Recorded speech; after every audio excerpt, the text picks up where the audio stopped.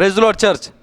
आज मंगळवार आहे आणि आपण आजच्या दिवशी पवित्र शास्त्र अभ्यास घेत असतो. आणि मला तुम्हाला उत्तेजन द्यायचं आहे की आज आपण जे पवित्र शास्त्रामधून अभ्यास करणार आहे त्या पहिली करंथ्यकराचं पत्र या पुस्तकामधून आपण आज बायबल स्टडी करणार आहे. आणि आपल्यामध्ये पास्टर सुधीर आहेत आणि ते पुढे आपल्याला देवाच्या वचनामधून आपल्याला आज त्या शिकवतील. Praise the Lord. पुन्हा एकदा प्रियांनो, आजच्या ह्या सायंकाळच्या बायबल स्टडीला तुम्हा सर्वांचं स्वागत आहे. देवाच्या वचनातून आपण काही गोष्टी पाहत आहोत. मागील काही गोष्टी पवित्र आत्म्याची दानं आणि पवित्र आत्म्याचं कार्य याविषयी आपण पाहिलं. आणि मी ज्या वेळेला थोडंसं करंथीकराचं पत्र वाचत होतो त्यावेळेस मला असं वाटलं की आम्ही त्या करंथीकराच्या पत्रामध्ये पावलाने ह्या आत्म्याच्या दानाविषयी का लिहिलं हे आम्हाला समजणं गरजेचं आहे. आणि म्हणून मी थोडंसं करंथीकराच्या पत्राचं जे पुस्तक आहे ते मी वाचत होतो, त्यावर मी मनन करत होतो, मागच्या काही दिवसांमध्ये अभ्यास करत होतो. आणि मग मला असं दिसून आलं की ह्या करंथीकराची जी मंडळी आहे ती एक फार वेगळ्या प्रकारची मंडळी आहे प्रियांनो, की जी आम्हाला काही गोष्टीत मार्गदर्शन त्यातून घेणं गरजेचं आहे आणि कदाचित ते आमच्या जीवनासाठी लागू करणं गरजेचं आहे प्रियांनो. आणि त्या मंडळीला अशी एक विशिष्ट प्रकारची मंडळी, त्या मंडळीला पॉल लिहितोय आत्मिक दानांविषयी. आणि विशेष करून त्याने 3 अध्याय त्याबद्दल लिहिलेत प्रियांनो.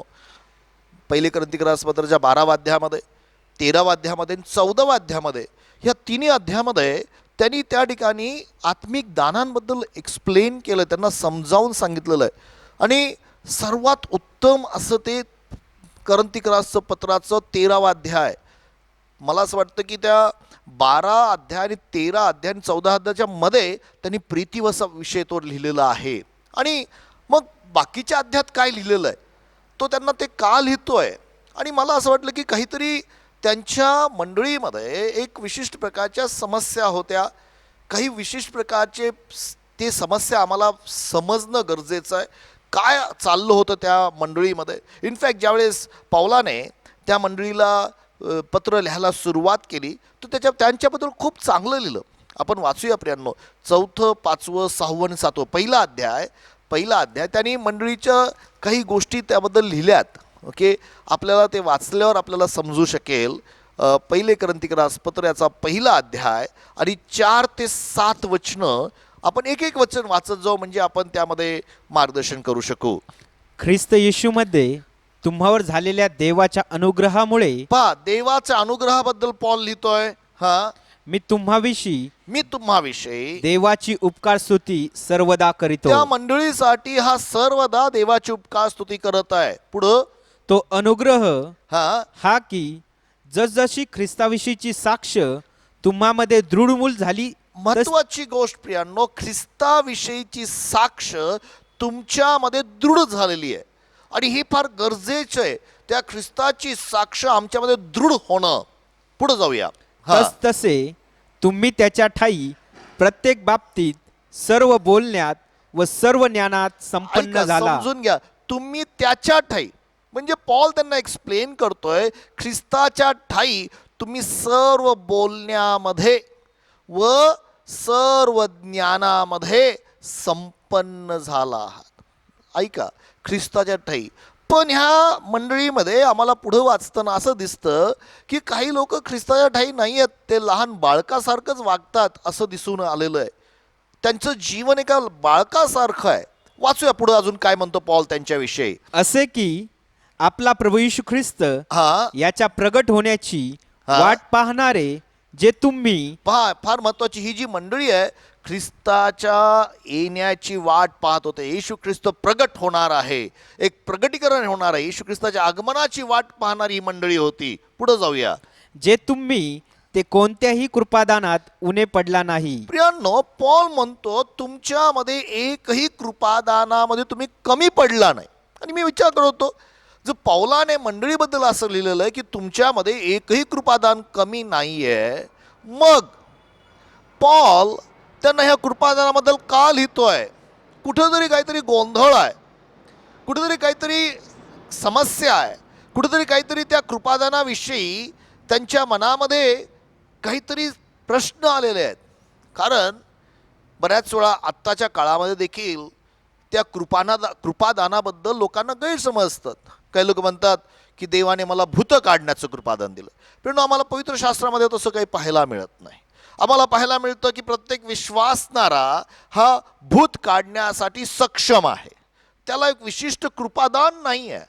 पण आजकाल नाही, त्यांना ते दान मिळालेले भूत काढण्याचं दान. बायबलमध्ये तसं कदाचित अशा प्रकारच्या काही गोष्टी त्यांच्यामध्ये होत्या का?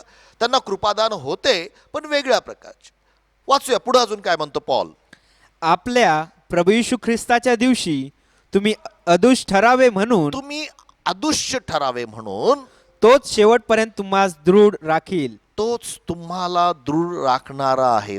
तो म्हणतोय की तुम्ही येशू जेव्हा येईल त्यावेळेस तुम्हाला दृढ राखण्यासाठी तो समर्थ आहे.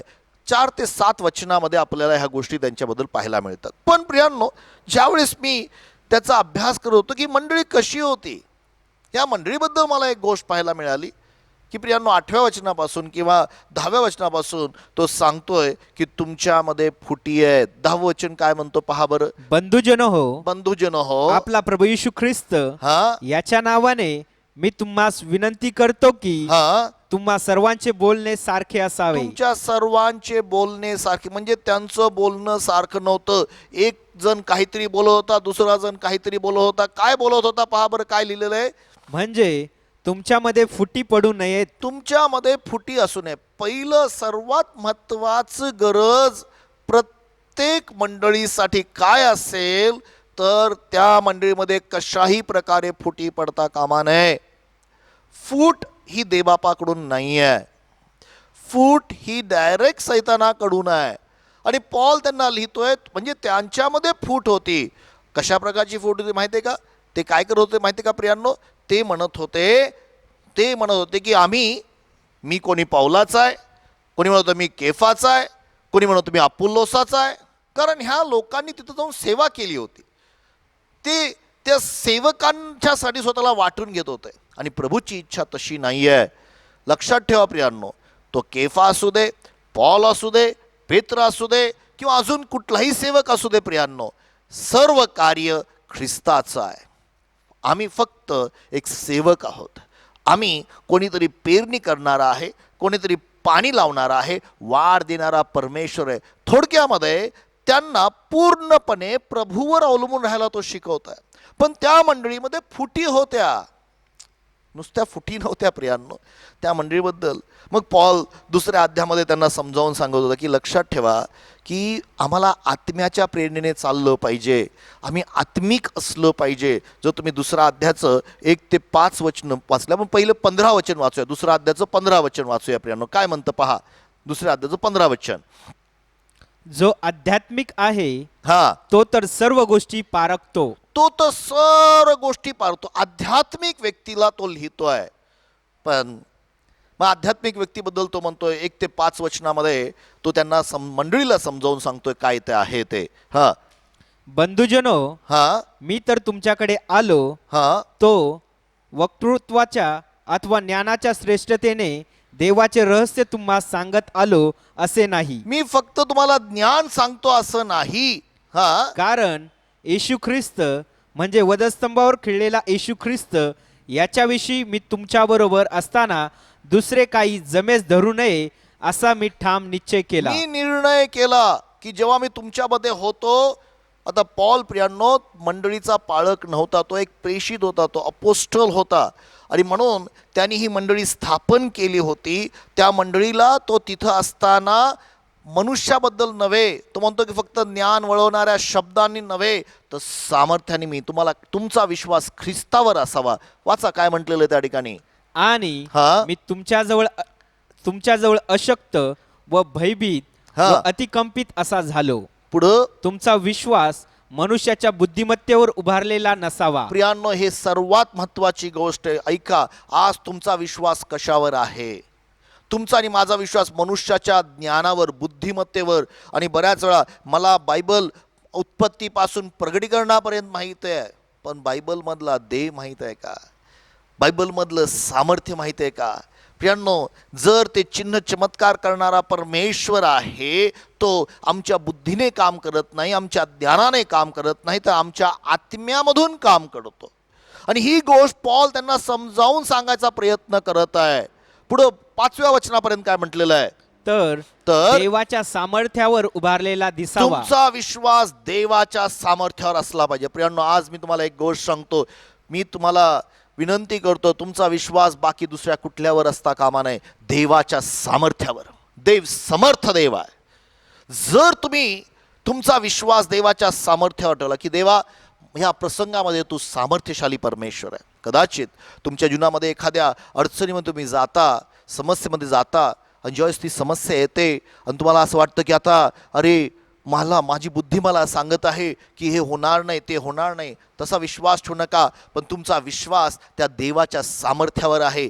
ते सामर्थ्य प्रियांनो, ज्यावेळेस इस्रायल राष्ट्रांनी त्या यरीहोच्या भिंतीभोवती ज्यावेळेस फेऱ्या मारल्या आणि ती भिंत 7 दिवसामध्ये, आणि देवाची उपकार स्तुती केली, देवाचं सामर्थ्य, देवाला धन्यवाद दिला, ती भिंत तशी खाली पडली. त्या सामर्थ्यावर तुम्ही विश्वास ठेवावा.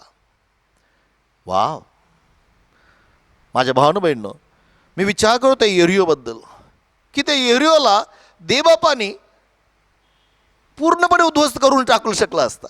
तिथलच्या आतल्या लोकांना कोणाला वाचूच दिलं नसतं. ते पण देवाची योजना तशी नव्हती.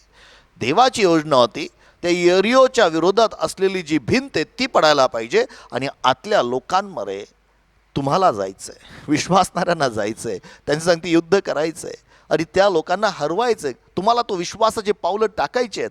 तुम्हाला देवाचं सामर्थ्य तुम्ही ते कार्यात टाकलं पाहिजे. पण देवाच्या सामर्थ्यावर तुमचा विश्वास असला पाहिजे. प्रियांनो, हे परमेश्वराचं काम आहे, अद्भुत काम आहे. तिथं मग गेल्यानंतर आखानासारखा एखाद्या सोन्याच्या विटेवर लक्ष ठेवतो तसं आमचं असता कामा नाही. जे देवाला आहे ते देवाला समर्पित, पण आमचा विश्वास देवाच्या सामर्थ्यावर असला पाहिजे. दाविदाच्या बाबतीमध्ये प्रियांनो, तुम्हाला असं वाटतं का शौलाला आणि त्याच्या इस्रायल लोकांना देव माहीत नव्हता? माहीत होता, पण त्यांना देवाचं सामर्थ्य माहीत नव्हतं. आणि आज मी तुम्हाला विनंती करतो, लक्षात ठेवा प्रियांनो, देव समर्थ आहे, देव महान आहे. बायबलचं वचन सांगतं, एकदा मी ऐकलं की सामर्थ्य देवाचं आहे, दोनदा मी ऐकलं की सामर्थ्य देवाचं. पण तेवढं पुरेसे नव्हे, तर त्याचा अनुभव घेतला पाहिजे. तुमचा विश्वास देवाच्या सामर्थ्यावर असावा. आम्ही 5व्या वचनामध्ये वाचलं का? म्हणून माझी भाषणे व माझी घोषणा ज्ञानयुक्त अशा मन वळवणाऱ्या शब्दांची नव्हती. ऐका प्रियांनो, फक्त नुसतं ज्ञानाने देणारे शब्द नव्हते, तर आत्मा व सामर्थ्य. म्हणजे माझे शब्द आत्मा आणि सामर्थ्य. माझ्या भावानं बहिणी, हे फार गरजेचं आहे. एखादा देवाचा सेवक येऊन तुम्हाला खूप काही शिक्षण देऊ शकतो आणि काय किती चांगलं ज्ञान दिलं, पण ते पुरेसे नाहीये. पॉल म्हणतो, जेव्हा देवाचा सेवक येतो आणि जेव्हा बोलतो त्यामध्ये आत्मा आणि देवाचं सामर्थ्य कार्यरत असलं पाहिजे. त्यामध्ये पवित्र आत्म्याचं मिश्रण व्हायला पाहिजे. आज सकाळी ज्या वेळेला पवित्र शास्त्राचा अभ्यास काही दिवसापासून अभ्यास तयार केला, पण देवाच्या सन्निधात गेलो, पवित्र आत्म्या माझा ताबा घे, कारण आत्म्याचे शब्द जायला पाहिजे. पुढे जाऊया आपण प्रियांनो. याची निर्देशक होते. आणि पॉल त्यांना समजावून सांगतो की मी आत्म्याने सामर्थ्याने तुम्हाला सांगते बोललो, पण तुम्ही आत्मिक गोष्टी सोडून दिल्या. 10व्या वचनापासून तो त्यांना एक्सप्लेन करतोय की आत्म्यानेच गोष्टी प्रगट होतात. 10 ते 16 वचन तुम्ही वाचा, पण आपल्याला वेळ नाही आहे. आणि मग तो आध्यात्मिक म्हणतो, जो आत्मिक आहे त्याला सर्व गोष्टी कळतात. तुम्ही आणि मी आत्मिक व्यक्ती बनलं पाहिजे. पण मग 3ऱ्या अध्यायामध्ये तो येतो आणि मग तो त्यांच्यासाठी काही गोष्टी बोलायला लागतो की ज्या फार आम्हाला समजण्यासाठी कठीण आहेत. कठीण म्हणजे फार सोपे आहेत, पण हे लोक सर्व कृपादानामध्ये परिपूर्ण होते. हे लोक त्यांच्या बाबतीमध्ये असं इतकं काही गोष्टी चांगल्या लिहिलेल्या आहेत, पण एखाद्या बाळकासारखं ह्या करंथीकाळाच्या मंडळीमध्ये गोष्टी 3रा अध्याय आणि 1ल्या वचनापासून मग तो त्यांना प्रश्न करायला लागलेला आहे. काय म्हणतो त्यांना तो? बंधुजन हो, जसे आध्यात्मिक माणसांबरोबर बोलावे, जसे आत्मिक माणसाबरोबर बोलावे, तसे तुमच्या बरोबर मला बोलता आले नाही. आता तो म्हणतोय की ऐका, जसं आध्यात्मिक व्यक्तीबरोबर तसं तुम्ही सांगते मला बोलता, मी आत्म्याने सामर्थ्याने बोलत होतो, पण मी बोलत कसा होतो? मी बोलत होतो आध्यात्मिक व्यक्तीबरोबर बोलत नव्हतो. तर तर हा जसे दहिकांबरोबर, दहिका बरोबर, जसे ख्रिस्तातील जसं बाळकांबरोबर, ख्रिस्तातील बाळकांबरोबर तसे मला बोलावे लागले. तसं मला बोलावं लागलं. माझ्या भावानं बहिणींनो, मी त्या वचनावर विचार करत होतो की पॉल करंथीकराच्या मंडळीला लिहित असताना आत्म्याच्या चिन्ह चमत्काराबद्दल, आत्म्याच्या दानाविषयी सांगत असताना त्यांना तो काही गोष्टी एक्सप्लेन करू सांगत होता की ऐका, तुम्हाला सांगते मी जे बोलत आहे एखाद्या बाळकासारखं, तुम्ही बाळकासारखे वागणार आहेत का? तो तुमच्यामध्ये फुटी आहेत. पुढे तो एक्सप्लेन करतो. 3ऱ्या वचनापर्यंत वाचलं का तुम्ही? मी तुम्हास दूध पाजले, मी तुम्हाला दूध पाजलं, जड अन्न दिले नाही, जड अन्न दिलं नाही. कारण त्यावेळेस तुम्हाला तेवढी शक्ती नव्हती सुरुवातीला तेवढी तुम्हाला शक्ती नव्हती. आणि अजूनही नाही. आणि मग पॉल म्हणतो आता काही वर्ष निघून गेलेत, काही वर्ष तुम्हाला मी सोडून आलेलो आहे, मी मंडळी स्थापन केली, सुरुवातीला मी तुम्हाला दूध दिलं, कारण तुम्ही अजूनही दैहिक आहात. अजूनही तुम्ही दैहिक आहात. तुम्हाला जड अन्न मी देऊ शकलो नाही, पण अजूनही दैहिक आहात. पुढं ज्या अर्थी तुमच्यामध्ये हेवा, प्रियानो, तो म्हणतो की तुमच्यामध्ये हेवा आहेत, तुमच्यामध्ये फुटी आहेत, पक्षभेद आहेत, ह्या सर्व गोष्टी तुमच्यामध्ये आहेत. याचा अर्थ तुम्ही बाळका, तुम्ही देहाने चालता. आणि प्रियानो, आज मी तुम्हाला एक गोष्ट सांगतो, तुम्ही आत्म्याची दानाचा अभ्यास करत असताना ह्या गोष्टी समजणं गरजेचं आहे. जर आम्ही ह्या गोष्टी समजलं नाही, आत्म्याचे दानं काम करतील, पण मला आत्मिक विचाराचा व्यक्ती बनायला पाहिजे.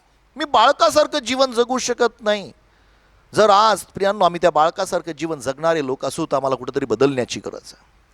प्रियांनो, एकाच ठिकाणी नव्हे तर इनफॅक्ट पॉल इब्रिलोकाच्या पत्रामध्ये लिहित असतानाही त्यांना तो सांगतो, इब्रिलोकास पत्राचा 5वा अध्याय आणि 11 ते 14 वचनामध्ये तो म्हणतो, अरे तुम्ही आत्तापर्यंत शिक्षक बनायला पाहिजे होतं, तुम्ही शिकवणारे असलं पाहिजे होतं.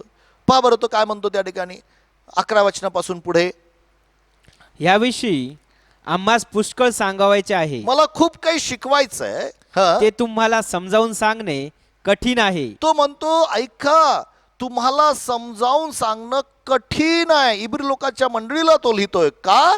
कारण हा, तुम्ही ऐकण्यात मंद झाला आहात. कारण त्याचं सांगतो मी तुम्हाला सांगू शकत नाही, कारण ऐकण्यात मंद. प्रियानो, किती वेळ आम्ही ऐकण्यासाठी मंद राहायला पाहिजे, किती वेळ ही मंडळी आत्म्याचं ऐकण्यापासून मंद राहणार आहे, आत्मिक गोष्टी समजण्यापासून आपल्या स्वतःला मंद ठेवणार आहे.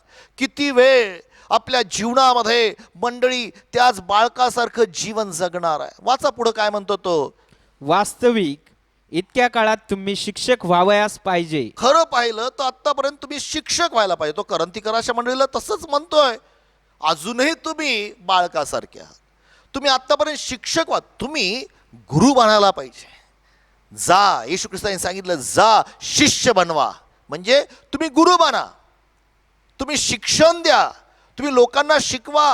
म्हणजे तुम्हाला माहीत असलं पाहिजे काही गोष्टी, आत्मिक गोष्टी तुम्हाला कळायला पाहिजेत. पुढे वाचूया. पण तुम्हाला देवाच्या वचनाची मुळाक्षरे पुन्हा कोणीतरी शिकवण्याची जरुरी आहे. इब्री लोकांना म्हणतो तुम्हाला कोणती मुळाक्षर शिकवण्याची गरज आहे. हा, आणि तुम्हाला दुधाची गरज आहे. तुम्हाला अजूनही दुधाचीच गरज आहे. जड अन्न बाळाला चालत नाही. जड अन्न तुम्हाला चालत नाही. विचार करा प्रियांनो, जड अन्न हे देवाच्या वचनातलं जे रेव्हलेशन्स आहेत, जड अन्न आम्हाला प्रभू देऊ इच्छितो. फक्त बाळकासारखं दूध पाजत. प्रियांनो, मी म्हणत नाही बाळ पण चांगलं आहे. पवित्र शास्त्रामध्ये बाळपणाबद्दल बोललेलं आहे. पेत्र ज्यावेळेस पहिलं पेत्रचा 2रा अध्यायामध्ये 1ल्या वचनामध्ये म्हटलं की नवीन जन्मलेल्या बाळकासारखं निर्या दुधाची इच्छा बाळगा. हे निरं दूध वचनाचं दूध आहे, ते गरज आहे बाळाला, त्याची गरज आहे. पण विचार करा, 20 वर्ष वय मोठा झालेला व्यक्ती अजूनही बाटलीनेच दूध पित असेल तर मग काय, त्याच्या शरीराला पोषक तत्व मिळणार नाही, तो वाढणार नाही, किंवा तो सर्व लोकांमध्ये ऑड मॅन दिसेल. आणि असे बरेचसे दुधावर जगणारे खूप ख्रिस्ती लोक आहेत. आज मी तुम्हाला एक गोष्ट सांगतो प्रियांनो, आत्मिक दानाबद्दल आम्ही पुढे जात असताना आमची आत्मिक वृद्धी व्हायला पाहिजे. पुढे तो काय म्हणतो पहा त्या वचनामध्ये, इब्री लोकांच्या पत्रामध्ये, कारण दुधावर राहणारा दुधावर राहणारा नीतिमत्वाच्या वचनाशी त्याला नीतिमत्वाचे वचन कळत नाही. अपरिचित असतो. तो नीतिमत्वामध्ये चालण्यापासून त्याला होत नाही. त्याला फक्त दानच पाहिजेत. त्याला नीतिमत्वाची गोष्ट माहित नाहीये. पुढे जाऊया, काय म्हणतो?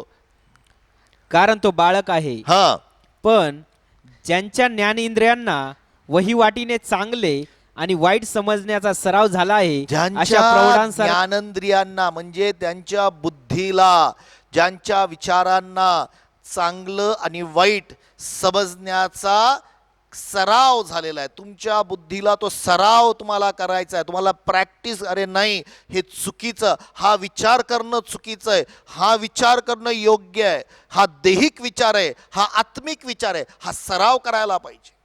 सराव, प्रॅक्टिसिंग टू युअर माइंड. बुद्धीला, इंद्रिया, जे तो इंद्रिय म्हटलेला जो मूळ आहे, बुद्धीला, तुमच्या बुद्धीला म्हणजे तुमच्या मनामध्ये हा विचार आहे. ही दैहिक गोष्ट आहे आणि ही आत्मिक गोष्ट आहे. आणि जी आत्मिक गोष्ट तुम्हाला निवडायची आहे. देवाने सुरुवातीला सांगितलं, तुमच्यासमोर मी मरण आणि जीवन स्वीकारलं. मी तुम्हाला म्हणतो, तुम्ही जीवन स्वीकारा. देहापासून काही लाभ नाही आहे. देह मृत्यू देणारा आहे, आत्मा जीवन आणि विपुल जीवन देणारा आहे. मी तुम्हासाठी आत्मा आणि देह ठेवलेला आहे. माझ्या भावानं बहिणी तुम्हाला विनंती करतो, या ठिकाणी पॉल त्या बाळकांविषयी सांगत आहे की जे दैहिक बळे चालणार आहेत आणि मग त्यांना आत्मिक दानं पण पाहिजेत. तेवढंच नव्हे प्रियांनो, लक्षात प्लीज गैरसमज करून नका. बाळ होणं आणि प्रत्येकासाठी गरजेचं आहे. जर तुम्ही बाळ झाला नाही तर तुम्ही वाढणार नाही. बाळ होणं एक चांगली गोष्ट आहे.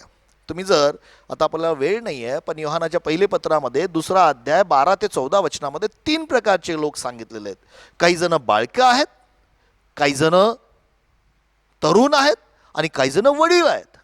आणि ही प्रत्येक प्रक्रिया आहे. बाळकं जे आहेत त्यांना पापाच्या क्षमा झाल्याची माहिती आहे.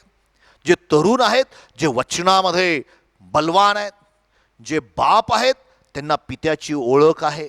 पित्या सांगते रिलेशनशिप आहे. आणि हे तिन्ही चांगले स्टेजेस आहेत. प्रत्येक व्यक्तीच्या, ख्रिस्ती व्यक्तीच्या जीवनात हे यायला पाहिजेत. पण बाळकांविषयी ह्या करंतीकर असतो म्हणतो, तुम्ही बाळकासारखे आहात, तुम्ही किती वेळ त्या देहामध्ये राहणार आहात. प्रियांनो, ह्या दैहिक गोष्टीपासून आम्ही वाढावं म्हणून इफिसकराच्या पत्रामध्ये पॉल मंडळीला म्हणत आहे. इफिसच्या मंडळीला म्हणतो 4 अध्याय आणि 11 ते 13 वचनामध्ये त्यांनी 5 पदरी सेवा दिलेली आहे. पहा बरं, इफिसकरास पत्राचा 4 अध्याय आणि 11 ते 13 वचनं, तो म्हणतो त्यांना 5 पदरी सेवा दिलेली आहे. आपण ते वचन सोडूया, पण ते तुम्ही वाचा प्रियांनो, गरजेचं आहे. कारण देवबापांनी आम्हाला 5 पदरीचा, कोणाला प्रेषित दिलं, कोणाला संदेश दिलेले आहेत, कोणाला सुवार्तिक दिलेलं आहे, कोणाला पाळक दिलेलं आहे, कोणाला शिक्षक दिलेलं आहे. कशासाठी? मंडळीला परिपूर्ण करण्यासाठी, ख्रिस्ताच्या सेवेसाठी उभं करण्यासाठी देवबापांनी त्यांना ते स्वभाव दिलेला आहे, त्यांना ते व्यक्तिमत्व दिलेलं आहे. पण त्यांनी बाळकासारखं राहू नये, त्यांनी प्रौढतेपर्यंत वाढावं ही देवाची इच्छा आहे. 14 वचन वाचत्यातलं काय लिहिलेलं आहे? 14 वचन, यासाठी की आपण यापुढे बाळकांसारखे असू नये. आता यापुढे तो म्हणतो की किती काळ तुम्ही बाळकासारखं जीवन जगणार आहात. तुम्ही जर नुसतं दूधच पिणारे लोक बनणार आहात, नाही प्रियांनो. आता आम्हाला कुठंतरी बलवान होण्याची गरज आहे. आम्हाला आता कुठंतरी वचनाचा अभ्यास करण्याची गरज आहे. आम्हाला कुठंतरी, मला सकाळी उठल्यानंतर देवापा मला सांगती बोल, हे वचन माझ्या जीवनात कार्य करण्याची गरज आहे. कोणीतरी नुसतं दूधच पाजत राहणं हे चांगलं नाहीये. आम्हाला जड अन्नाची गरज आहे. आम्हाला आता बलवान होण्याची गरज आहे. वाचा पुढं. म्हणजे माणसांच्या धूर्तपणाने, माणसांच्या, तिथं खूप धूर्त लोक आहेत ह्या जगामध्ये, इवन ख्रिस्ती जगामध्ये देखील प्रियांनो, जे चुकीचं आणि भरकटणारे शिक्षण देतात, जे खऱ्या ख्रिस्ताला नव्हे तर खोट्या ख्रिस्ताची घोषणा करतात. बायबलचं वचन सांगतं असे लोक आहेत धूर्तपणाने, पुढं भ्रांतीच्या मार्गास नेणाऱ्या युक्तीने, जे चुकीच्या मार्गाने नेणारे असे लोक आहेत. प्रत्येक शिकवणी रूपी वाऱ्याने हेलकवणारे. आता या ठिकाणी अजून एक म्हटलेलं आहे, शिकवणी रूपी वारा. असा वारा वाहतो की जो शिकवण, अरे इथून हे शिक्षण आलं, आता मी तिथून शिक्षण आलं. आता काही दिवसापूर्वी, काही दिवस झाले, आणि मग माझ्या पत्नीला कोणती सांगितलं, नाही नाही तुमच्या घरातल्या नळाला देखील तेलाने अनॉइंटिंग करा, ह्यासाठी येणारं पाणी. हे फार आत्मिक व्यक्ती होती ती, दरवेळेस प्रार्थना करणारी, दरवेळेस अन्य भाषेत प्रार्थना करणारी. कोणीतरी एक दिवस सांगितलं की नाही नाही नाही तुमच्या घरामध्ये जर ते घड्याळ बंद पडलं तर काहीतरी अनिष्ट येणार आहे. अरे घड्याळ बंद, ते सेल तो खराब आहे, तो पाणी प्रियांनो तुम्ही उकळून प्या. हे हे हे आणि देवाचं वचन म्हणतं की माझा देव त्या अन्न पाण्याला आशीर्वाद देणार आहे. कुठलं तेल लावून आशीर्वाद होत नाही. मी आशीर्वाद आहे, ख्रिस्ताने मला आशीर्वादित केलेलं आहे. जर आम्ही ह्या अशा प्रकारच्या गोष्टी स्वीकारत राहिलो, वेगवेगळे शिक्षण येतील. परवाच्या मागच्या ह्या काही दिवसापूर्वी असं घडणार आहे, तुमच्या खिडक्यांना तुम्ही तावदानं लावा, आत प्रकाश येऊ देऊ नका, मोठा अंधार येणार आहे. प्रॉफेसी केली, मोठा अंधार पडणार आहे. मी डोक्याला हात लावून कशा प्रकारचे ते व्हॉट्सअपमध्ये येणार, असे वेगवेगळे शिक्षक वाहत येतात, वाहत जात आहेत. माझ्या भावांनो बहिणींनो, कुठंतरी आम्हाला जड अन्नाची गरज आहे, कुठंतरी आम्हाला बदलण्याची गरज आहे. 14 वचन वाचलं का पूर्ण? हां, हो. 15 वचन वाचा. तर आपण प्रीतीने, तर आता आपण प्रीतीने, सत्याला धरून, कशाला धरून? प्रीतीने, फार महत्वाची, सत्याला धरून मस्तक असा जो ख्रिस्त त्याच्या प्रत सर्व प्रकारे वाढावे. आम्हाला येशू ख्रिस्ता प्रत वाढायचं आहे. तुम्हाला मला ती गोष्ट माहीत आहे प्रियांनो, तो कुठल्या शिक्षणाच्या वाऱ्याने हल्ला नव्हता, तर ते सोडूनच द्या. एकदा वादळाच्या त्याच्या दिशेने येणाऱ्या वाऱ्याच्या दिशेने तो चालत गेला, तो वारा देखील त्याला हलवू शकला नाही. इनफॅक्ट तो वाऱ्याला बंद व्हावं लागलं. लक्षात ठेवा प्रियांनो, ज्यावेळेस तुम्ही आणि मी वचनाच्या शिक्षणामध्ये मुळावलेलं जीवन जगतो, देव आणि ख्रिस्ताच्या प्रतीचा आम्ही बनायला लागतो, जगातल्या येणाऱ्या प्रत्येक वाऱ्याला तोंड देणारे तुम्ही आणि मी. मग तो करोनाचा वारा असू दे किंवा आर्थिक समस्यांचा वारा असू दे, मी तुम्हाला सांगतो प्रियांनो, त्या वाऱ्याला तोंड देणारे तुम्ही लोक होतील. आम्हाला माहिती आहे शिष्य खूप प्रयत्न करत होते, पुढे जाऊ शकत नव्हते, पण येशू ख्रिस्ताला वारा अडू शकला नाही. तो वाऱ्याला कापत त्या शिष्यांपर्यंत पोहोचला. What a wonderful story. माझ्या भावानं बहिणींनो, चुकीचे शिक्षणाचं वारं वाहणार आहेत, वाहतायत. चुकीच्या शिक्षणाबद्दल बरेच लोक बोलतायत आणि ह्या मंडळीमध्ये तोच प्रॉब्लेम होता, पहिल्या क्रांतिकार अशा मंडळीमध्ये. आणि आज प्रियांनो मी तुम्हाला सांगतो, मग 4थ्या अध्यायामध्ये पॉल तिथं काही गोष्टी त्यांना समजावून सांगत आहे. 4थ्या अध्यायामध्ये पॉल म्हणतो की ऐका, देवाचे सेवक जे आहेत ते त्यांच्याविषयी ते कसे असले पाहिजे, देवाचे सेवक कसे असले पाहिजे. जो सेवक असला तो जो कारभारी आहे तो विश्वासू असला पाहिजे. आणि त्या 4थ्या अध्यायामध्ये त्या सेवकाबद्दल पूर्ण गोष्टी. पण 5व्या अध्यायामध्ये तो गेल्यानंतर तो त्यांना दोष देतो. 5व्या अध्यायाचं पहिलं वचन तो म्हणतो, अरे तुमच्यामध्ये असं काही जारकर्म चाललंय. काय म्हणतो 5व्या अध्यायाचं पहिलं वचन? मला अशी खबर मिळाली आहे की तुमच्यामध्ये प्रत्यक्ष जारकर्म चालू आहे. प्रत्यक्ष. आता पाही मंडळी ज्यांना पॉल दानाबद्दल सांगत आहे, त्या मंडळीमध्ये प्रत्यक्ष जारकर्म चालू आहे. ही प्रियांनो साधी सुधी मंडळी नव्हती, सर्व कृपादानाने भरलेली मंडळी होती. आणि त्या मंडळीमध्ये जारकर्म चालू होतं. आणि कसं प्रकार जारकर्म? इवन अशा प्रकारचं की जे आत्ताच्या लोकांना मान्य नाही आहे, जगातल्या लोकांनाही मान्य नाही, अशा प्रकारचं जारकर्म मंडळीमध्ये होतं. कोणीतरी आपल्या बापाची बायकोच ठेवून घेतली होती. आणि मग पॉल त्यांना लिहितो की आणि तुम्ही त्यासाठी फुगलात, तुम्ही त्याला बाहेर काढलं नाही. पॉल बरंचसं काय लिहितो. पॉल म्हणतो त्या अध्यायाच्या शेवटच्या वचनामध्ये तो लिहितो की त्या व्यक्तीला काढून टाका, मी तर त्याला सैतानाच्या हातात सोपून देतो, ह्यासाठी त्याचा देह मारला जावा पण त्याचा आत्मा तारला जावा, त्याचा आत्म्याचं तारण व्हावं, असा व्यक्ती मंडळीमध्ये ना. प्रियांनो पॉल अशा काही गोष्टी लिहितो. इनफॅक्ट 3ऱ्या अध्यायाच्या 21व्या वचनामध्ये तो म्हणतो की तुम्ही लोक मनुष्याबद्दल अभिमान बाळगणारे आहेत. 3रा अध्यायाचं 21वं वचन, म्हणून माणसाविषयी कोणी अभिमान बाळगू नये. माणसाविषयी, कुठल्याही सेवकाविषयी, कुठल्याविषयी, माझ्या भावानं बहिणू ऐका, ज्या वेळेला आम्ही मनुष्याबद्दल अभिमान बाळगतो, अरे मला त्या मनुष्याची ओळख आहे, मला त्या मनुष्याची ओळख आहे, माझं त्याच्याबरोबर फोटो आहे. मी म्हणत नाही फोटो काढू नका आणि ओळखी करू नका प्लीज, पण त्याच्याबद्दल अभिमान बाळगू नका.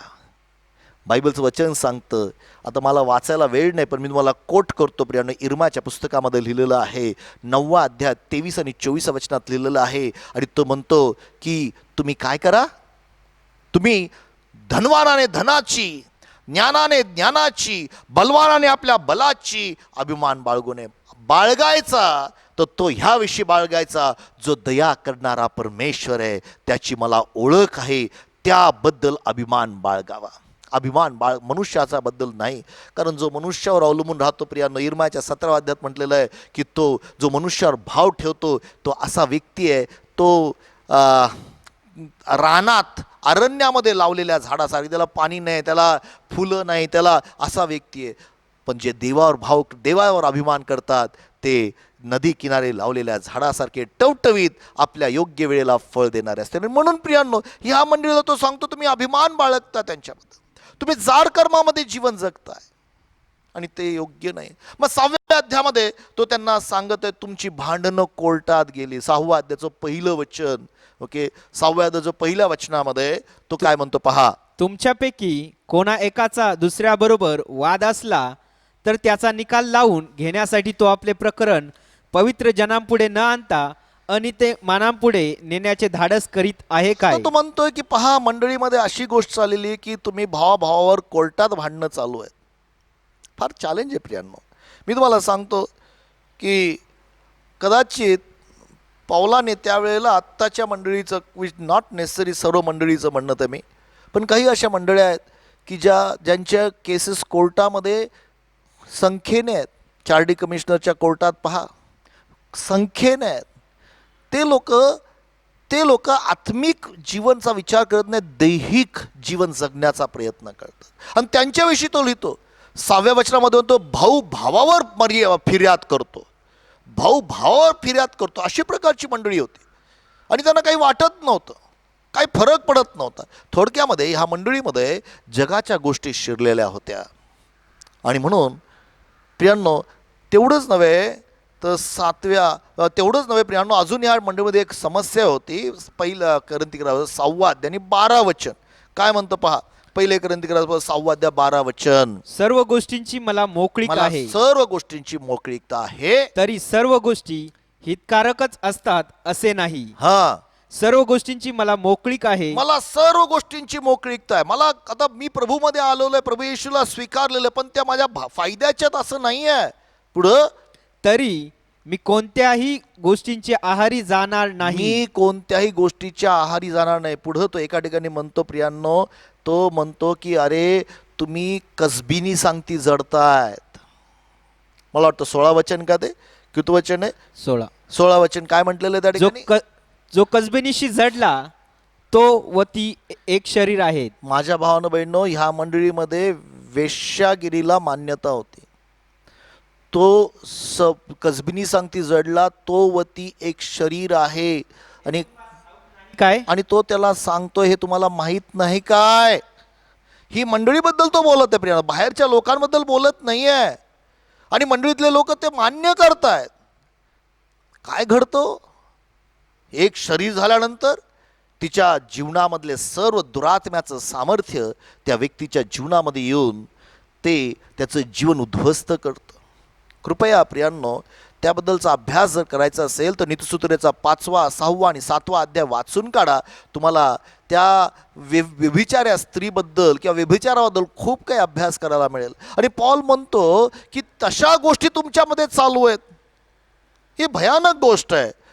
7व्या अध्यायामध्ये पॉल विवाहाबद्दल लिहितं. तो म्हणतो अरे बाबा, तुम्ही असं करण्यापेक्षा तुम्ही विवाह करून जीवन जगा. आणि मग विवाहाबद्दल तो लिहितोय. मग मंडळीमध्ये स्त्रियांनी कसं वागावं त्याबद्दल तो लिहितोय. आणि बऱ्याच गोष्टी त्या 7व्या अध्यायामध्ये त्यांनी लिहून काढलेल्या आहेत.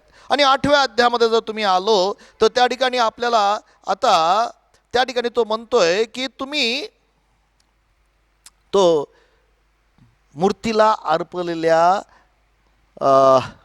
नैवेद्याबद्दल बोलत आहे की काही लोक जाऊन मूर्तीच्या मंदिरात बसतात, तिथं बसून जाऊन ते जेवतायत. आणि तो म्हणतो हे कसं काय तुम्हाला शक्य. पण त्या मंडळीला तो लिहित आहे, ओके. तो नंतर तो म्हणतो की 10व्या अध्यायामध्ये देखील त्या ठिकाणी म्हणतो तुम्ही भूताच्या मेजावरचं आणि प्रभूच्या मेजावर एकत्र कसं काय जेवू शकाल, तुम्ही हे का करता. प्रियानो, तो मंडळीला ते गोष्टी समजावून सांगतोय की अशा गोष्टी करू नका. आणि मग प्रियानो 9व्या अध्यायामध्ये तो म्हणतो की प्रत्येक सेवकाला म्हणजे प्रत्येक सेवकाची काळजी घेतली पाहिजे, मंडळीने सेवकाला पोषण केलं पाहिजे, त्याला सपोर्ट केला पाहिजे. असं 9व्या अध्यायामध्ये आम्हाला पाहायला मिळतं की देवाचे जे सेवक आहेत त्यांना सपोर्ट केला पाहिजे. 9व्या अध्यायामध्ये आम्हाला पाहायला मिळतं. पण 10व्या अध्यायामध्ये पुन्हा एकदा तो त्या मेजाबद्दल बोलत असताना 11व्या अध्यायामध्ये तो आम्हाला घेऊन जातो आणि त्यामध्ये त्या ठिकाणी प्रभू भोजनाची भ्रष्टता तो सांगत आहे. मंडळीमध्ये तो म्हणत आहे की प्रभू मेजाची भ्रष्टता तो सांगत आहे, प्रभूच्या मेजाबद्दल. मंडळीमध्ये असे काही लोक होते की ते सर्व जेवण तिथं घेऊन यायचे, काही लोक गरीब पण यायचे आणि मग हे जे दुसरे लोक होते ते खाऊन पिऊन मस्त व्हायचे, त्यांना विचारायचे नाही रे तुम्ही जेवला का, खाल्लं का. पौल म्हणता रे तुम्हाला घर नाही का खरी खायला प्यायला. प्रभू भोजन म्हणजे काय, त्याचं गांभीर्य विसरला का. आणि मग तो तिथं त्यांना समजावून सांगतो की प्रभू भोजन किती महत्त्वाचं आहे. आणि मग हे 11वा अध्याय संपल्यानंतर मग तो प्रियांनो 12व्या अध्यायामध्ये आम्हाला घेऊन जातो आणि मग तो आत्मिक दानांविषयी म्हणतो. तुम्ही आजान असू नका, आत्मिक दानाबद्दल माहिती करून घ्या. हे आत्मिक दान कसे आहेत प्रियांनो, ही मंडळी आत्मिक वरदानाने भरलेली होती, पण ह्या मंडळीमध्ये बाकीच्या सर्व गोष्टी होत्या, त्याविषयी तो सांगत आहे. आणि मग तो 12, 13, 14 हे टॉप मोस्ट अध्याय आहेत. आता अजून एक गोष्ट सांगतो प्रियांनो की जेव्हा पौलाने पत्र लिहिले त्यावेळेस त्यांनी अध्याय नाही लिहिले. अध्याय आणि ही वचनाचं डिव्हिजन इसवी सन 1560 म्हणजे 16व्या शतकामध्ये करण्यात आलेलं आहे. लक्षात ठेवा, पहिले 16 शतकामध्ये जेव्हा बायबल उपलब्ध होतं, जेव्हा शास्त्र उपलब्ध होतं, ते पत्र पूर्णच्या पूर्ण पत्र लिहिलं गेलेलं होतं त्यांना, तशा प्रकारे होतं. पण इसवी सन 1600मध्ये, आणि ते निश्चितच उपयोगाला, मी त्याच्या काही म्हणत नाही की चुकीचं आहे वगैरे, पण हे ज्यावेळेस तो त्यांना पत्र लिहितोय असे एक वेगवेगळे मुद्दे तो मांडत आहे की तुमच्या मंडळीमध्ये अशा गोष्टी आहेत. पण ह्या 12, 13, 14मध्ये मी जेव्हा ते वाचत होतो आत्मिक दानाविषयी आणि मंडळीमध्ये आत्मिक दानं कसे कार्यरत करायचे 14व्या अध्याय तो लिहितो. पण ह्या दोन्ही अध्यायामध्ये करत असताना प्रीतीचा अध्याय आणतो आणि तो म्हणतो जर प्रीती असेल तर सर्व पूर्णता प्राप्त होणार आहे. प्रियानो, मी तुम्हाला एक गोष्ट सांगतो, जेव्हा तुम्ही देवापात सांगते सहभागिता करता त्यावेळेस तो प्रीती, त्या प्रभू सांगते फक्त प्रीतीच येते. ते लोक अन्य भाषेत प्रार्थना करणारे होते, सर्व गोष्टी अन्य भाषेत प्रार्थना, पण त्यांच्यामध्ये प्रीती कार्य करत नव्हती. तो म्हणतो की जर तुमच्यामध्ये प्रीती नाही तर तुम्ही झंझणारी झांज व वाजणारी थाळी आहात. माझ्या भावनो बहिणींनो, आज आम्हाला पावलाचं हृदय किंवा पवित्र आत्मा आम्हाला सांगते काय बोलतोय, तर आमचं रिलेशनशिप त्या पवित्र आत्म्याबरोबर असलं पाहिजे. आत्मिक वरदानं महत्त्वाची आहेत, महत्त्वाची आहेत. लक्षात ठेवा, आज ती दिसली पाहिजे, आमच्या जीवनातून घडली पाहिजे, चिन्ह चमत्कार व्हायला पाहिजे. देवाचं जर कार्य वाढायचं असेल तर ते होण्याची गरज आहे. आमच्या प्रभू येशू ख्रिस्ताने ह्या जगामध्ये असताना हजारो आणि लाखो चमत्कार केलेले आहेत आणि त्याला जर आम्ही अनुसरणारे आहोत तर आमच्या जीवनात ते घडलं पाहिजे. आम्ही देवाच्या सामर्थ्यावर विश्वास ठेवणारे लोक आहोत, फक्त ज्ञानावर नव्हे. पण त्यामध्ये जर प्रीती नाही, प्रीतीचं संबंध नाही, देवापासून रिलेशनशिप नाही, पवित्र आत्म्याबरोबरची संगत नाही, तर प्रियांनो मग बाकीच्या सर्व दैहिक गोष्टी घडणार आहेत आणि ह्या दैहिक गोष्टी आम्हाला देवापासून दूर नेणार आहेत. पॉल त्यांना समजावून सांगत आहे आत्मिक दानं महत्त्वाची आहेत. त्या आत्मिक दानामध्ये इनफॅक्ट मी ज्यावेळेस याचा अभ्यास करत होतो, पास्टर तिमोथी ज्यांच्याकडं मी शिकलो न्यू लाईफ सेंटरमध्ये, त्यावेळेस त्यांनी एक गोष्ट सांगितली मला आठवते, आणि ती म्हणजे 12वा अध्याय आणि 14व्या अध्यायामध्ये मधी जे आहे तो 13वा अध्याय. थोडक्यात त्यांनी सांगितले सँडविच आहे. ते अशा रीतीने जर नुसती ब्रेड खाल्ली तर त्याचा काय उपयोग, त्याची चव येणार नाही.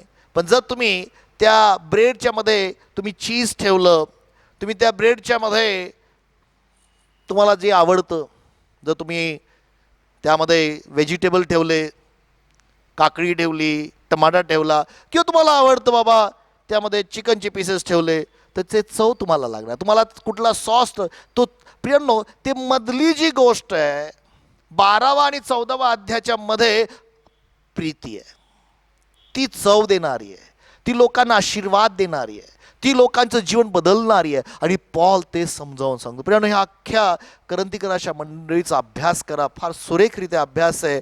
मी त्याचा थोडं वाचत होतो काही गोष्टी आणि मला असं वाटलं की पवित्र आत्म्याचे दान, प्रीती, मंडळीमधलं व्यवस्थापन कसं असावं हे 14वा अध्याय मला सांगतो. आणि 15व्या अध्यायामध्ये पुनरुत्थानाबद्दल प्रश्न होते मंडळीमध्ये. अख्खा अध्याय त्यांनी दिला. ते म्हणत होते काही लोक पुनरुत्थान होऊन गेलं, मग काय मजा करा, खा प्या मजा करा, कोणी विचारणार नाही आहे, पुनरुत्थान होणारच नाही आहे. अशा प्रकारे तिथं शिक्षण आलं होतं आणि पॉल त्यांना समजावून सांगत आहे, अख्खा अध्याय दिलाय. अहो, पुनरुत्थान हे खरं आहे. येशू मेला आणि मरणातून जिवंत झाला. तेवढंच नव्हे, तुम्हाला आणि मला देखील पुनरुत्थान असणार आहे. तुम्ही आणि मी देखील पुनरुत्थित होणार आहोत. तुम्हाला आणि मला एक दिवस देवासमोर उभं राहायचं आहे. आणि जर तो म्हणतो कदाचित आम्ही मेलो नाही, तर अचानक प्रभू येईल आणि आमचं शरीर पालटलं जाईल, निमिषात आमचं जीवन बदललं जाईल आणि आम्हाला एक नवीन शरीर मिळेल की जे शरीर देवाच्या राज्यामध्ये जायला. प्रियांनो, पॉल समजावून सांगतो की देहाला आणि रक्ताला देवाच्या राज्यात जागा नाही आहे. देह आणि रक्त नाही, तर बदललेलं शरीर जसं ख्रिस्ताचं शरीर आहे, जे ख्रिस्ताचं शरीर पूर्ण पुनरुत्थित शरीर आहे, सामर्थ्याने भरलेलं शरीर आहे, तसं शरीर घेऊन आम्ही त्याच्या सानिध्यामध्ये जाणार आहोत. पॉल ते समजावून सांगतो. 16व्या अध्यायामध्ये पॉल गरिबाच्या वर्गणीबद्दल तो सांगत आहे. तो म्हणतो, मला वाटतं पहिलं वचनच 16व्या अध्यायाचं, जेव्हा तुम्ही एकत्र येता, काय म्हटलेलं त्या ठिकाणी, आता पवित्र जनांसाठी जी वर्गणी गोळा करावायची तिच्याविषयी मी गलती यातील मंडळ्यांना आज्ञा दिल्याप्रमाणे तुम्हीही करा. पहा, मी गलती करायच्या मंडळीला आज्ञा दिली, तशी तुम्ही पवित्र जनांसाठी तुम्हाला वर्गणी गोळा करायची. मग ती वर्गणी कशी गोळा करायची ते सांगितलेलं आहे. आठवड्याच्या पहिल्या दिवशी तुम्ही जेव्हा एकत्र येता, बायबलचं वचन सांगतं, आठवड्याच्या पहिल्या दिवशी जेव्हा तुम्ही एकत्र येता, जसं तुम्ही आठवड्याभरात काम केलं, कामामुळे तुम्हाला जी काही पगार मिळाला त्यातला काही भाग काढून तुम्ही वर्गणीमध्ये का, ह्यासाठी की तुम्ही ती जमा करून ठेवावी. म्हणजे जे गरीब आहे, जे काही मंडळीची सेवा कार्य आहे ते घडणं करण्यासाठी ही वर्गणी गोळा केली पाहिजे. जे मंडळीमध्ये सेवा कार्य करतात त्यांना सपोर्ट करणारी ही गोळा करून ठेवली पाहिजे. पॉल त्यांना हे सगळं समजावून सांगतो. मग सरते शेवटी तो सगळ्यांना सलाम देतो. प्रियांनो, पण आज मी तुम्हाला एवढंच सांगू इच्छितो, फार महत्त्वाची गोष्ट, पॉल करंथीकराच्या मंडळीमध्ये आत्मिक दानाविषयी बोलत असताना प्रियांनो, मी तुम्हाला विनंती करतो, पूर्ण करंथीकरास पत्र समजून घ्या, ओळखून घ्या. पहिल्या अध्यायापासून ते 16व्या अध्यायापर्यंत हे एकच पत्र आहे. आणि त्या मंडळीमध्ये काही समस्या होत्या, त्या समस्यांना तो उत्तर देतो आहे. पण आत्मिक दानांबद्दल तो 12, 13, 14 अध्यायामध्ये सांगत आहे. प्रियांनो, फक्त 12, 13, 14 अध्याय समजून घेणं नव्हे, तर देव प्रभू करो की बाकीचे अध्याय देखील तुम्ही समजून घेऊ आणि त्या पवित्र आत्म्याच्या सामर्थ्यामध्ये देवाचं कार्य करणारे लोक तुम्ही असो. पॉल म्हणतो, माझे शब्द किंवा माझं बोलणं मन वळवणाऱ्या ज्ञानाच्या शब्दाचेच नव्हते, तर आत्मा आणि सामर्थ्याचे ते होते. माझ्या भावना बहिणींनो, तोच आत्मा तुमच्या माझ्यामध्ये आहे आणि त्याच आत्म्याने आम्हाला लोकांपर्यंत बोललं पाहिजे, देवाचं वचन गेलं पाहिजे. आणि देवाची इच्छा आहे ही दानं तुमच्यातून मोकळे व्हावे, आत्म्याची दानं आमच्यातून मोकळे व्हायला पाहिजे. पण आता आपला जो वेळ नाही आहे, पण आम्ही आरोग्याची दानाबद्दल पाहिलेलं आहे. आता आम्हाला चमत्काराचं दान पाहायचं. देव परमेश्वर चमत्कार करणारा परमेश्वर आहे, अद्भुते करणारा परमेश्वर आहे. का? ह्यासाठी की त्याने मोशेच्या काळामध्ये प्रियानो जे चमत्कार केले, ह्यासाठी की जे फारोरे बंधनात ठेवलेले लोक आहेत त्यांना मोकळं करण्यासाठी. आणि तोच प्रभू परमेश्वर आज प्रियानो तुमच्या माझ्याद्वारे ते चिन्ह चमत्कार करू इच्छितो, ते आत्मिक दान मोकळे करू इच्छितो. ह्यासाठी की ह्या जगाच्या सामर्थ्याने, ह्या दुरात्म्याने काही लोकांना बंधनात ठेवलेलं आहे, त्यांची डोळे आंधळे केलेले आहेत, त्यांना बाहेर आणण्यासाठी, त्या लोकांना वाचवण्यासाठी, त्या लोकांना प्रियांनो वतनी देशामध्ये, स्वर्गीय देशामध्ये घेऊन जाण्यासाठी ते आत्म्याची दानं तुमच्यामध्ये प्रभू कार्यरत करू इच्छितो. प्रियांनो, मला असं वाटलं की आजच्या ह्या दिवशी ह्या पहिले ग्रंथिकाराच्या पत्रामधून तुम्हाला सांगते मी बोलावं. जर तुम्ही बाळकासारखं जीवन जगत असाल आणि तुम्ही खरंच काही दिवसापूर्वीच प्रभूला स्वीकारलं असेल तर काही हरकत नाही, पण पुढं वाढण्याची गरज आहे, पुढं जाण्याची गरज आहे. प्रियांनो, माझ्या जीवनामध्ये मी सेवेमध्ये असताना मी 2 वर्षाचं प्रभूमध्ये आलेला व्यक्ती आणि 15 वर्षाच्या प्रभूमध्ये आलेल्या व्यक्तीचे विचार पाहिलेत आणि मला असं दिसलं की 2 वर्षापूर्वी आलेला व्यक्ती जास्त आध्यात्मिक आहे, 15 वर्षापासून प्रभूमध्ये चालणारा व्यक्ती देहामध्येच चालतो आहे आणि ती चांगली गोष्ट नाही आहे. माझ्या भावांनो बहिणींनो, मी तुम्हाला एक गोष्ट सांगतो, आम्ही आत्मिक बलवान व्हायला पाहिजे. आम्ही प्रियांनो जड अन्न खाणारे लोक बनवूया. येत्या दिवसामध्ये प्रभूला मागू, प्रभू तुझ्या वचनामध्ये मला वाढव, तुझ्या वचनामध्ये मला पुढं घेऊन जा. प्रभू करो ही वचनं हा तुम्हाला आशीर्वादाचे हो. मी तुम्हाला प्रार्थना करू इच्छितो. प्रियांनो, आज जर तुमच्या शरीरामध्ये कुठेही आजार असेल तर प्रियांनो प्रभू परमेश्वर तुम्हाला आरोग्य देऊ इच्छितो.